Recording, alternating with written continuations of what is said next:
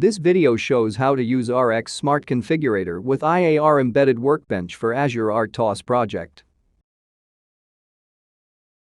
At first, we will show how to create Azure RTOS project with RX Smart Configurator. On Smart Configurator toolbar, click New Configuration File. From the platform list, select a board that you are working on. CKRX65N board is selected in this demonstration. If you want to have more selections of the boards, click Download More Boards to download the latest list. Next, select IAR EWRX toolchain. Enter a project name and specify the project location. It is recommended to create an empty folder beforehand. Click Next. On RTOS settings, select Azure RTOS. If you are creating Azure RTOS project for the first time, the RTOS version selection list will be empty. Click Manage RTOS versions to download the Azure RTOS software package. From the download list, select a version that you want to download.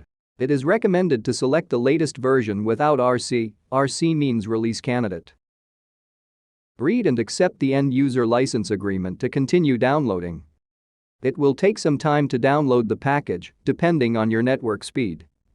Once the download is completed, RTOS version is displayed. Select the RTOS version that you want to use and click Next. You can select a sample project which is related to what you want to develop or explore. For example, if you are interested in Azure Cloud, you can select IoT Embedded SDK sample project or Azure Device Update sample project.